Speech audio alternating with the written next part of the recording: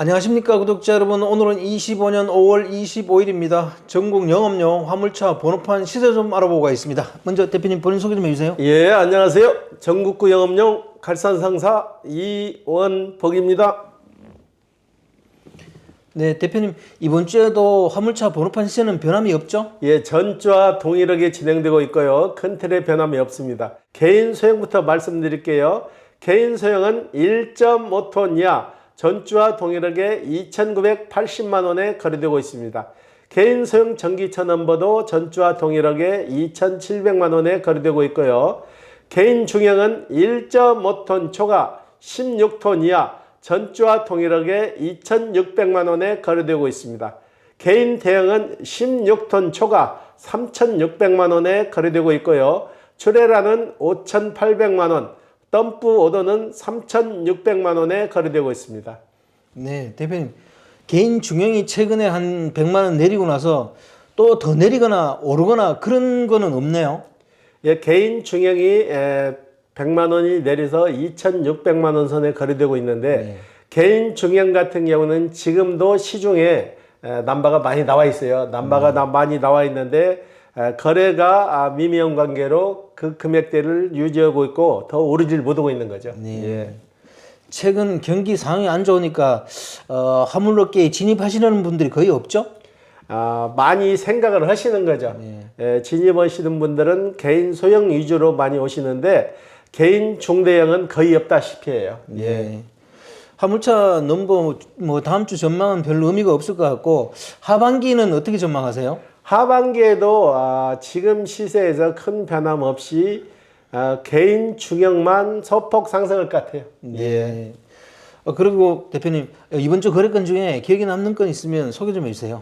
예, 어제 오신 분인데요. 이분은 69년생으로서 건설업체에서 건설 장비를 운행하시는 분인데요. 이분 같은 경우에는 저희하고 오셔가지고 상담을 잘 하셨어요. 상담을 잘 하셔가지고 차는 1.2톤으로 선택을 하셨거든요. 근데 1.2톤 디젤 차를 찾았는데 디젤 차는 오래된 것은 전에는 오토 차량이 없었어요. 네. 근데 이분은 마침 스틱을 찾으셔가지고 스틱으로 해서 인천에는 매물이 없는 관계로 저희가 이분을 수원으로 모셔가가지고 진행을 했는데 이분 같은 경우에는 1.2톤도 팔레트를 3개 실 수 있는 거, 그러니까 1.2톤 킹캡은 안 되고 표준캡은 적재함이 좀 길거든요. 적재함이 길어서 3개를 실 수 있는 그 차량을 찾았고 그분도 만족을 하셨는데 계약 단계까지 갔는데 이분이 전에 사기를 좀 많이 당하셨다고 그래요. 사기를 본인 말로는 8번을 당했다고 그래요. 그래서 계약금도 없이 진행을 하고 다 끝난 다음에 돈을 준다는 쪽으로 얘기를 하시더라고. 그러면 계약은 될 수가 없는 거죠.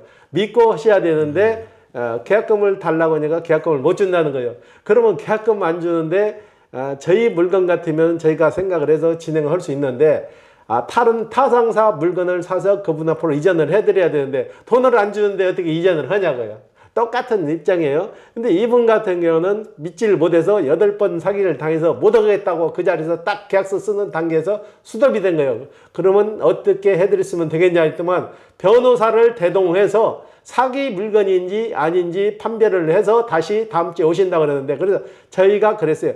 변호사분 수임료가 얼마인데 차 하나 사는데 변호사분이 따라와가지고 이런 거래하는 데는 대한민국 아니라 그 이상 도시에도 그런 사례가 없다.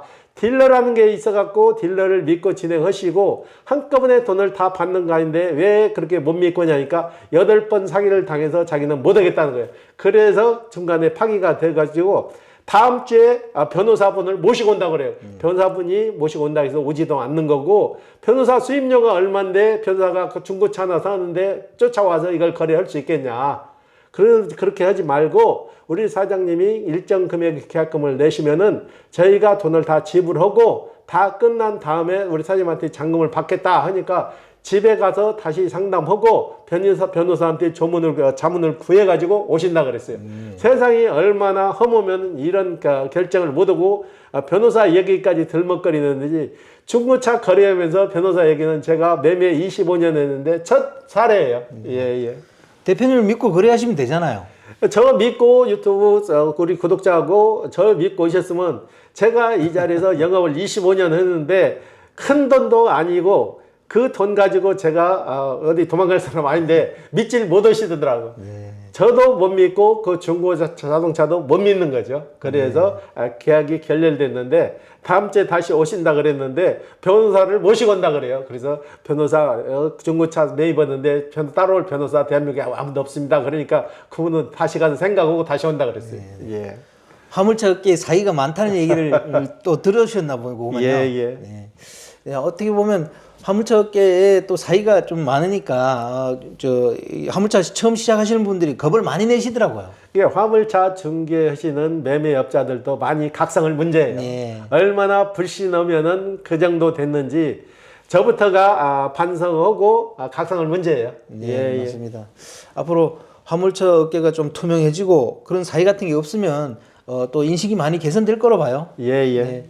대표님, 이번 주에는 화물 운송 단가에 대해서 좀 얘기를 나눠보겠습니다. 최근 화물 운송 단가가 많이 떨어진다는데 그 이유가 뭐라고 생각하세요?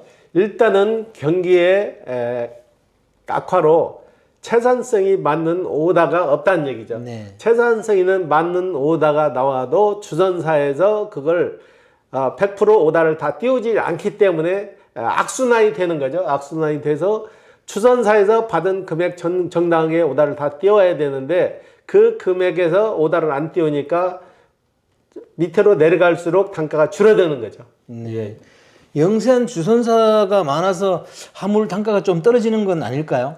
영세한 주선사 있다고 해서 단가가 떨어지는 게 아니고 정상적인 주선사 관리법이 작동이 안 되기 때문에 국토부 데드라인이 정확한 데드라인이 없으니까 요금 체계가 설정이 안 되니까 이런 현상이 나는 거예요. 주선사에서 받은 자기네 오다 금액을 100% 다 올려야 되는데 그 칼질을 너무나 심하게 하니까 심하게 하는 칼질에서도 요즘 기사분님들이 너무나 이력이 없기 때문에 울며겨자먹기식으로 그 오다를 잡아서 가니까 주선사에서는 그렇게 생각하는 거예요. 10,000원짜리 오다를 받아서 5,000원에 띄워도 기사들이 가지고 가니까 5,000원도 맞나보다 해가지고 금액을 낮춰서 내려보내니까 그 운반비는 더 낮아질 수밖에 없는 거죠. 네네. 대표님, 주선사에서 이렇게 칼질을 많이 하는 이유가 뭐라고 생각하세요? 주선사를 관리할 수 있는 뚜렷한 법이 없으니까 주선사 마음대로 우리 기사분님들을 가지고 어떻게 보면은 장난을 치는 거죠.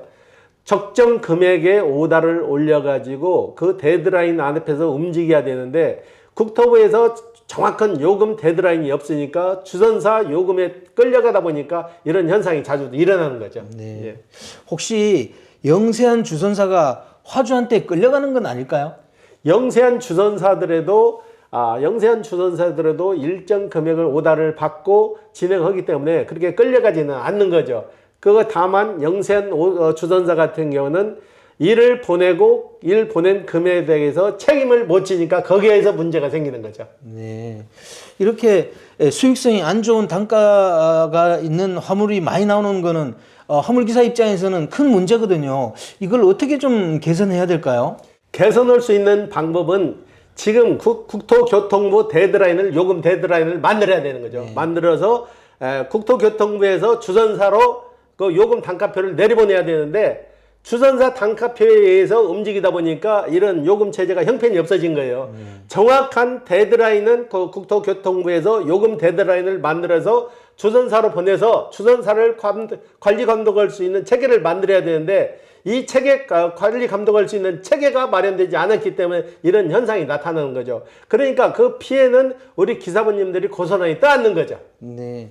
대표님, 예전에도 이렇게 주선사들이 칼질을 많이 했어요? 예전에는 이렇게 심하게 칼질하지는 않았는데 경기가 없다 보니까 적당한 금액의 오다가 없다 보니까 우리 기사분님들이 그 울며겨자먹기 식으로 잡으니까 더 문제가 되는 거죠. 그렇다고 안 잡으면 일 자체가 없으니까 노는 거잖아요. 그러니까 채산성이 안 맞더라도 적당한 그냥 낮아도 울며겨자먹기로 가는 형상이 되니까 주선사에서는 더 장난을 치는 거죠. 아예 안 잡아버리면 금액이 안 맞으니까 다시 슬그머니 올리는데 잡으니까 금액을 올리질 않는 거죠. 본인들이 칼질한 금액에 내려보내도 밑에 있는 기사분님들은 잡아서 가니까 그래도 최선성이 맞나 보다 그러고 이 친구들은 계속 더 장난을 하는 거죠. 네. 화물 운송 플랫폼이 최근에 좀 늘어났잖아요. 대기업에 뭐 그런 플랫폼도 좀 들어오고 그랬는데 그런 플랫폼의 확산으로 인해서 화물 단가가 내려가는 건 아닐까요? 대기업에서 이 주선 사업에 뛰어들면서 그 금액이 더 낮아지는 건 아니죠. 대기업에서는 그래도 그렇게 큰 틀의 그 장난질은 안 하죠.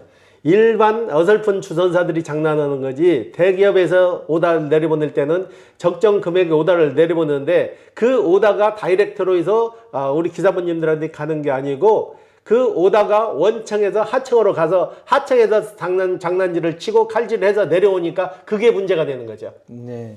대표님, 만약에 화주와 화물 기사님을 직접 연결할 수 있는 그런 플랫폼이 있다면 이게 확실하게 화물 단가에 어떤 영향을 좀 줄 수 있을 거라고 저는 생각하거든요. 그걸 만들어야 되는데 협회에서 일반인이 개인이 만들어서 이걸 진행할 수는 없는 문제고, 협회 차원에서 이걸 만들어서 얼마든지 진행 가능하죠. 국토교통부에서 지원을 받아가지고 일정 번호를 지정받으면은 그 지정받은 번호로 공익 광고를 올려서 얼마든지 가능한 일이죠. 가능해서 협회에서 이걸 직원을 뽑아가지고 관리하게 되면은 실질적으로 그 혜택은 우리 기사분님들이 받을 수 있는데 협회에서는 그런 개념은 생각을 안 하니까 문제가 되는 거죠. 네. 예. 대표님, 예전에도 이렇게 화물 단가가 최저가 입찰 방식을 취했어요? 그렇죠. 높은 금액은 당연히 줄 수가 없는 거고 서로가 경쟁하다 보니까 단가는 더 낮아지는 거죠. 일정 거리를 계산해서 서울에서 부산 갔을 때는 톤수 곱하기 기름값에서 채산성을 맞춰가지고 단가표를 만들어 가야 되는데 그게 아니다 보니까 구구주먹식으로 본인들 이익에 급급하다 보니까 기사분들 못까지는 생각을 안 하는 거죠. 네. 지금 화물 기사님들 사이에서 이런 얘기가 있더라고요. 화물 단가가 내려가니까 무리한 운행, 그다음에 불법 개조, 과적 이런 걸 갖다가 좀 많이 한다는 거예요. 실제 현장 분위기는 어때요? 근데 지금 그럴 수밖에 없는 게 채선성이 안 맞으니까 하나라도 더 물건을 싣고 가야 되고 중량을 화주들이 속여도 어차피 가야 돈이 되니까 알면서도 가는 현실이 되는 거잖아요. 네. 그러기 방법이 없는 거예요. 지금 이 최악의 경기에서 살아나가기 위해서 몸부림을 치는 거죠, 우리 기사분님들은. 네. 근데 그걸 전혀 모르고 있잖아요, 정부에서는. 네. 이게 큰 문제라고요. 주선사에 끌려다니니까 그 피해는 고스란히 우리 기사분들이 다 떠안는데 불법인 줄 알면서도 갈 수밖에 없는 것은 그 입장은 생각을 안 해주는 거죠. 네. 국토교통부에서 화물 단가표를 좀 만들어서 내려보내주면 좋겠어요.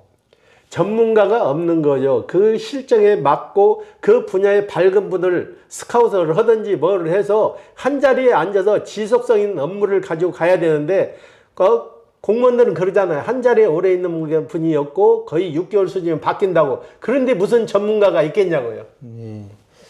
만약 이렇게 화물 시장을 방치한다면 앞으로 어떻게 될 걸로 보세요?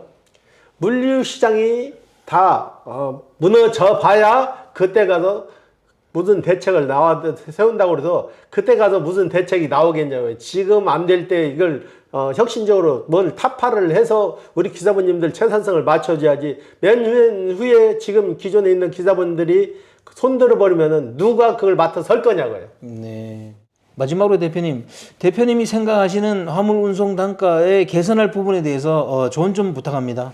지금 우리나라에는 뚜렷한 운송료에 대한 데드라인이 국토부에서 내려온 게 없기 때문에 지금 저희가 추진하고 있는 미터기 장착법만 실현된다면은 미터기로 이해해 가지고 움직이게 되면은 우리 기사분님들 현장에 가서 이러고 돈 못 받는 거나 적정 금액을 얼마든지 받을 수 있는데 이게 실행이 안 되니까 굉장히 현실적으로 안타까운 문제인데요.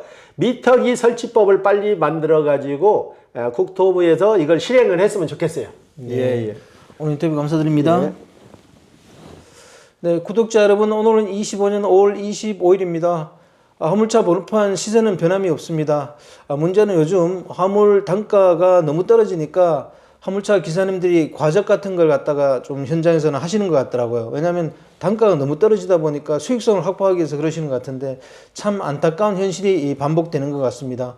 자, 호화제는 다음 주에 또 다른 주제로 구독자 여러분 찾아뵙겠습니다. 안녕히 계십시오. 호호아제였습니다.